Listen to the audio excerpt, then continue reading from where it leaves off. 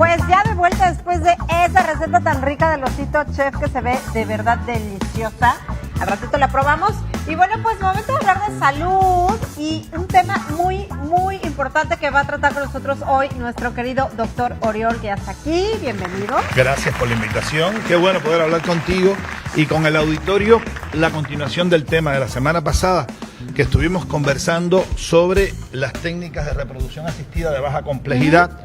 Hoy vamos a hablar de las técnicas de reproducción asistida de alta complejidad, que aquí va a comprenderse la fertilización in vitro, va a estar la inyección intracitoplasmática de espermatozoide y va a estar la criopreservación de gametos y óvulos, que nos van, en el transcurso del programa vamos a ver cuáles son, en qué momentos se utilizan o se realizan, lo cual, primero debo decir al aire que la infertilidad se ha incrementado en la medida que las parejas van posponiendo su descendencia. Las mujeres ya no quieren parir a edades jóvenes, quieren hacerlo cuando tengan su estabilidad psíquica, emocional, laboral, y eso casi siempre supera los 30 años, en algunos casos los 40 años, y entonces por eso se ha incrementado tanto la reproducción asistida y las técnicas de alta complejidad, que no están exentas de riesgo, tenemos que decirlo al aire, y que no son efectivas 100%, como es lógico, lo vamos a ver también en el transcurso del programa. ¿Quiénes van a ser candidatas a estas técnicas de reproducción asistida de alta complejidad? Primero, aquellas que tengan ausencia de las trompas o de las tubas, las trompas de falopio, o que las tengan ligadas, o que no haya paso de espermatozoides a través de ella, porque todos saben que la fecundación ocurre en las trompas. Entonces, si están ocluidas, pues esta es una razón para hacer fertilización in vitro, que hay que decir que la fertilización se la dice in vitro porque se hace fuera del organismo, o sea, se deja el óvulo con el espermatozoide capacitado para que éste sea fecundado, y en el caso de la inyección intracitoplasmática de espermatozoide, se coloca el espermatozoide dentro del óvulo como tal, con una microaguja que perforamos la membrana citoplasmática, y ahí vamos a dejar el espermatozoide. Para poder hacer un in vitro, primero, ¿quiénes son candidatas? Como te dije, la que tiene oclusión tubaria, la que tiene una endometriosis severa, grado 4, que no hay manera que se embaracen de vía normal, aquellas que fracasaron varios intentos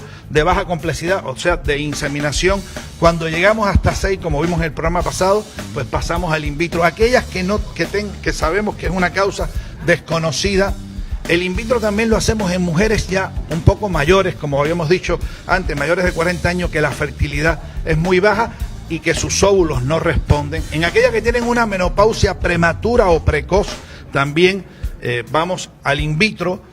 Y en el caso de la inyección intracitoplasmática de espermatozoide, se hace en aquellos en que hay ausencia total de espermatozoide, en que a veces hay que recurrir a la biopsia tanto de testículo como la obtención de líquido o de esperma en el conducto deferente, y también se hace en aquellas pacientes que de plano no respondieron al in vitro. Entonces se puede recurrir a la inyección intracitoplasmática de espermatozoide.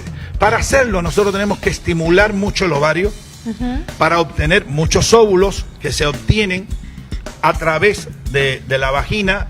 Una punción, se aspiran estos óvulos guiados por ultrasonido, y aquí es donde pueden venir una de las complicaciones. Una de las complicaciones es la hiperestimulación ovárica, que puede llegar incluso a derrame peritoneal, a derrame pleural, o sea, del tórax, que en esos casos es menos del 2%. Estas pacientes van a requerir ingreso y que tomemos un grupo de medidas un poco drásticas, a veces que terminan en terapia intensiva. Otro de las complicaciones, cuando vamos a puncionar para la obtención de óvulos, puede haber sangrado tanto en la vagina como en alguna estructura, vejiga, intestino, etcétera. En la obtención nosotros podemos puncionar una de estas estructuras, poco frecuente, pero puede ocurrir. Estas, a grandes rasgos, son las más o las mayores de las complicaciones que puede ocurrir. También nosotros, cuando hablamos, por ejemplo, de parejas que son portadoras de SIDA, por ejemplo, cuando el hombre tiene SIDA y la mujer no lo tiene, nosotros podemos recurrir a un in vitro a través del donante de espermatozoide, por una parte. O por otra, hay que decir que el VIH-Sida no se encuentra dentro del espermatozoide. este virus se va a encontrar en el líquido seminal. Por tanto, en los hombres que tienen VIH-Sida, que están con tratamiento antirretroviral, que tienen una carga baja viral, nosotros podemos hacer lavado del contenido espermático y solo los espermatozoides colocarlos sin riesgo de transmitir el SIDA, y el líquido seminal, que es el que contiene el VIH-Sida, lo desechamos, y entonces de esta manera podemos hacer la fertilización in vitro.